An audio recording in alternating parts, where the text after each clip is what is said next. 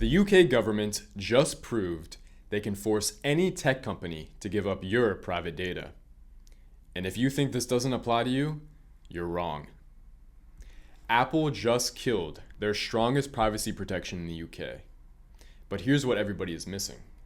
This situation is just beginning. The precedent has been set, and other countries are already taking notes. In this video, you'll learn exactly what happened, why it applies to you whether or not you live in the UK, and most importantly, how to protect yourself. But here's the thing. This is a complex issue, and I'm seeing a lot of armchair experts online with misinformed opinions. If you're just looking for somebody to blame and looking for the 2-second headline, click off and go watch the BBC. In this video, we're really going to dive deep into the connections of the UK's order, Apple's response, the geopolitical implications, and of course, what to expect next, because it really does matter. Let's start with the facts. 2 weeks ago, the UK government served Apple with a secret order that we only know about thanks to whistleblowers. This order demanded that Apple creates a secret backdoor that would give the UK government access to all data stored within Apple's ADP, Advanced Data Protection. Now, ADP uses what's called end-to-end encryption, and it is the most secure form of iCloud. The UK government demanded access for this backdoor for all data stored within iCloud for all users globally. Now, Apple just responded, and they responded by withdrawing ADP from the UK entirely. If you live in the UK, you can no longer enable ADP, and if you previously had it enabled, you'll have to disable it at some point. So what does this mean? Well, it's not quite a backdoor, and yet the UK can still get access to your data. You see, without ADP, without end-to-end encryption, the UK can demand Apple gives them access to your data through traditional legal means. In my last video, I talked about Apple's statement that they made a couple years ago. They said they would rather withdraw critical security features from the UK market than build a backdoor. So now they followed through on that promise. But is this really a victory? And what does this mean for people outside the UK? The UK government appears to have lost this battle. They wanted a global backdoor, and instead, they just got a regional withdrawal. But look closer. What they've achieved is far more insidious. They've shown that governments can effectively ban end-to-end encryption through legal pressure. This is arguably a bigger win for the UK than just a single backdoor. And here's the thing. Most users won't notice what they've lost, but the impact of this is huge. All data stored in iCloud within the UK can now be considered compromised.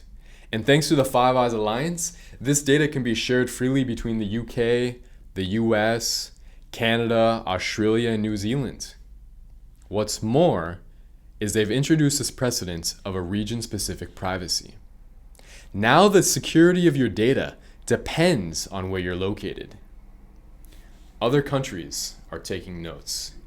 They're watching the blueprints that the UK has created, and they're following suit because they know that you can ban encryption now just through legal pressure.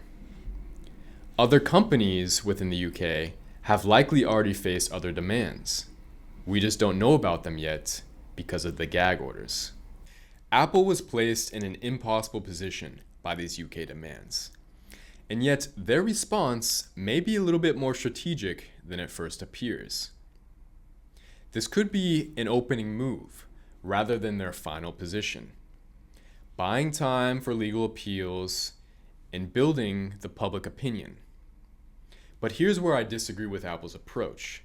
Yes, they did follow through with what they said they would do, and yes, it is proportional with what the UK demanded. But here's my fundamental problem. Their very positioning of ADP as an extra feature beyond the default creates a very dangerous precedent. Think about this. the UK wants to ban encryption. So they go to the company and say, build us a backdoor into your end-to-end encrypted service. The company can merely withdraw that feature from the UK. You see, the UK gets what it wants, the lack of end-to-end encryption, and Apple is insulated from the blowback. The very positioning of the product as an extra feature is inherently political. If end-to-end encryption was considered the default, Apple would have had to make a real choice. Either build the backdoor or withdraw entirely from the UK market. Now, I took a look into the numbers. Apple holds about 50% of the UK's smartphone market share. And yet, I did some analysis. Apple only gets about 8% of their global sales from the UK market. Just look at the leverage here. 50% versus 8%. Yes, pulling out would have hurt for sure. And yet, the UK would have crumbled at the very threat. And now think about the reputational damage that Apple faces. People all across the world are wondering if this issue could be extrapolated to their own country. My honest business opinion? In the short term, and most likely yes in the long term, this was the right decision for Apple's bottom line. But this channel is not about business. This channel is about privacy extremism. Apple had the leverage, if they wished to use it, to change global consciousness about privacy. They could have earned massive customer trust by standing up and withdrawing from the UK market entirely. Instead, they're trying to find a middle ground that doesn't exist. Let's look at what might happen next. You see, the original order demanded Apple creates a backdoor to ADP for all users worldwide. Now, Apple's response doesn't really fit that request. So the UK now has two choices. They can either accept the partial victory, or they can continue to push for more. Now, I think they got what they wanted, which is the lack of end-to-end encryption. But, knowing the UK government and the fact that both major political parties desire increased surveillance, I would not be surprised if they continue to push for more. Now, here's where things get interesting, though. The very fact that Apple is going public about this and creating noise about the issue by withdrawing the support of the feature rather than just merely adding the backdoor, this is adding immense pressure globally into the UK. The only question is, will this pressure be enough to stop them in their tracks? The US leaders have recently started adding to this pressure. Senator Ron Wyden and Representative Andy Biggs wrote to our recently appointed Director of National Intelligence, Tulsi Gabbard, and they're calling this effectively a foreign cyber attack waged through political means. But they're not just expressing concern here. They're asking for a complete reevaluation of our intelligence sharing agreements with the UK, and they've given until March 3rd for a response. The Trump administration is making noise too. At the AI Action Summit in Paris, J.D. Vance expressed concern about how foreign governments are tightening the screws on US tech companies. And at the Munich Security Conference, he expressed how increasingly European values seem to be diverging from American ones, particularly around speech and censorship. But here's my question for Vance. Are you just going to talk about it, or will you actually do something about it? A US tech company is being bullied, and US citizens are directly affected by the actions of a foreign ally. And it's only going to get worse as this new precedent expands. Now let me just share one other thing that really nails in how absurd this situation is. A so-called privacy expert named Caro Robson shared with the BBC how it's very, very worrying for a company to simply withdraw a product rather than cooperate with a government. I mean, With privacy experts like this on our side, who needs enemies? The situation has become so absurd that people are criticizing a company for doing anything to save user privacy, rather than criticizing the government for attempting to kill it. Here's the uncomfortable truth.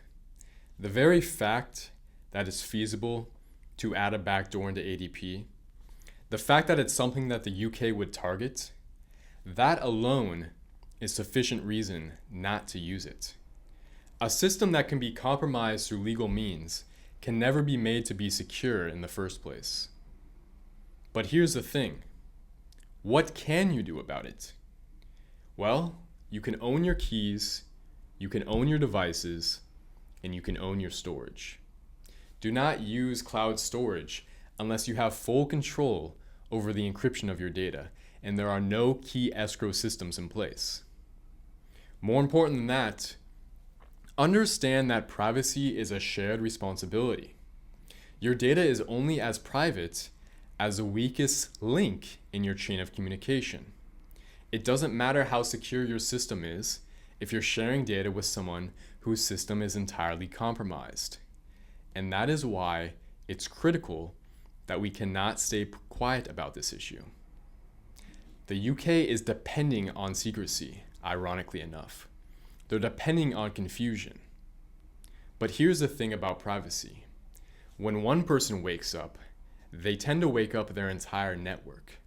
And that is why you must share this video. Help others understand exactly what is at stake here. Subscribe because this battle is just beginning. I'll be sharing more very soon.